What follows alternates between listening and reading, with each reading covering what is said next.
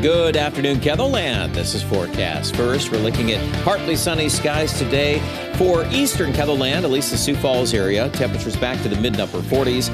Aberdeen, middle 30s, and then for Pierre and Rapid City into the lower 50s. This is one of the warmest days in the 7-day forecast. We'll navigate those numbers and more as we begin Midday in Kettleland right now.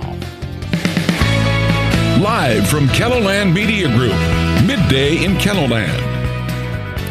The Northern Lights have made an appearance, what we're seeing around South Dakota, and President Biden ordered airstrikes on a Middle Eastern country early this morning. I'm Nicole Skenga at the White House, where U.S. officials say a military base used by American militia came under deadly rocket fire from an Iranian drone.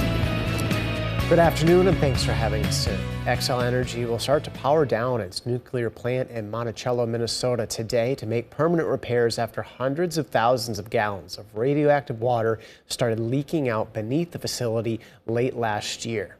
The company says powering down the plant will make it easier for crews to permanently resolve the leak, which occurred in a water pipe between two buildings at the plant, which is about 42 miles northwest of Minneapolis.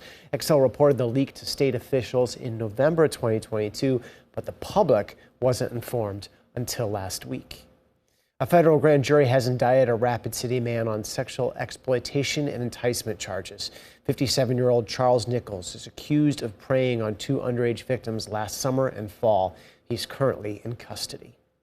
A federal judge has found a man who was already serving a 25-year sentence for raping an 8-year-old child guilty of child pornography.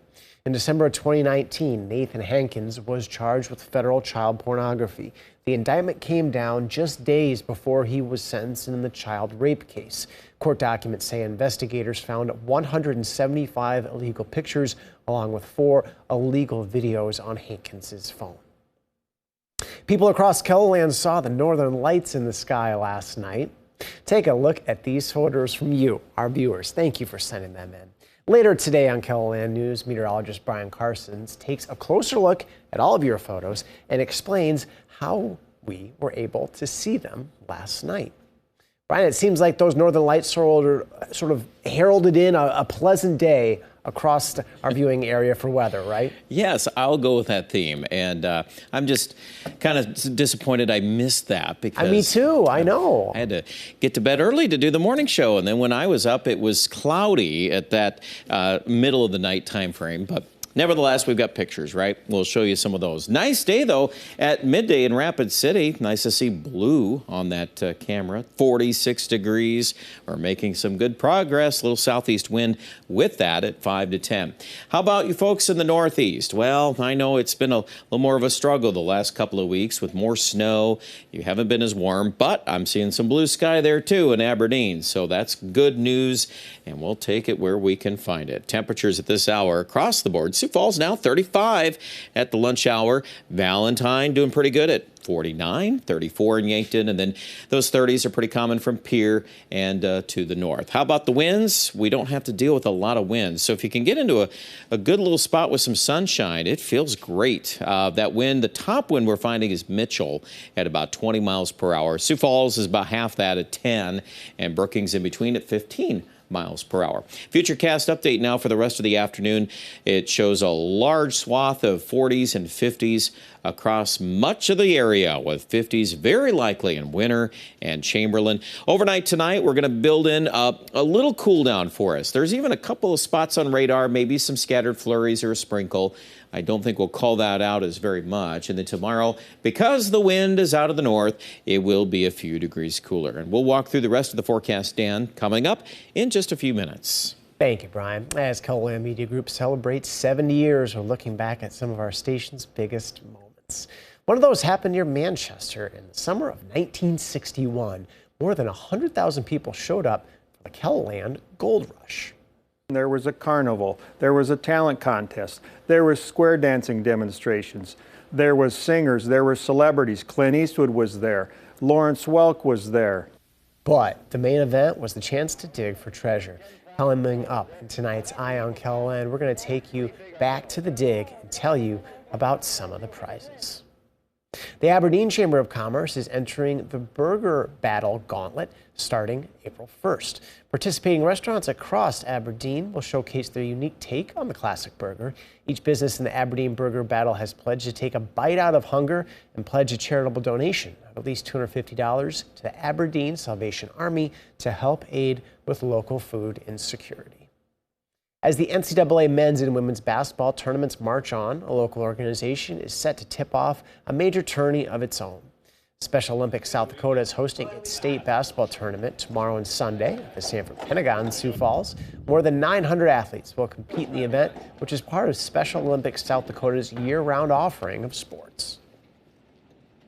It's so much more than sports. You're providing joy, friendship, and even competition for the athletes, and they enjoy being able to compete in the sports they love. The state tournament is Saturday from 8 in the morning to 3 in the afternoon, and Sunday from 8 until 4 at the Pentagon. Volunteers and spectators are always welcome.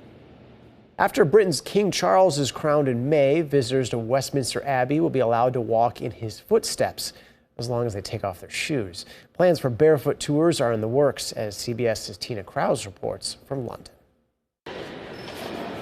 Losing your loafers is the first step toward treading on a treasured path usually reserved for royals. It's such a rare opportunity. Nobody, apart from the clergy, go up to this space. The medieval mosaic floor inside London's Westminster Abbey is where British monarchs have been crowned for centuries. And after the coronation of King Charles in May, the hallowed ground will welcome visitors in their socks to protect the pavement. It's going to be just a once-in-a-lifetime experience.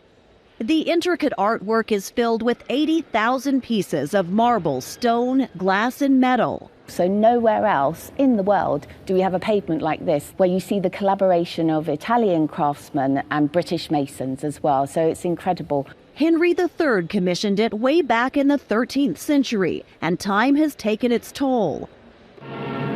It was in such bad shape, the famous floor had to be covered with carpet for Queen Elizabeth's coronation back in 1953, and her father's too.